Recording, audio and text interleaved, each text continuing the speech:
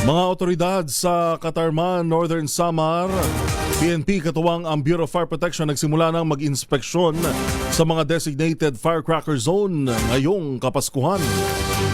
Alamin natin ang update mula kay RH34 Jane Galit Bantayan. Jane. Magandang umaga, Pilipinas Report! Nagsimula ng inspeksyon ng PNP Katarman, katuwang dito ang Bureau of Fire Protection Office sa mga designated firecracker zone sa Barangay Makagtas, Bayan ng Katarman, Northern Samar.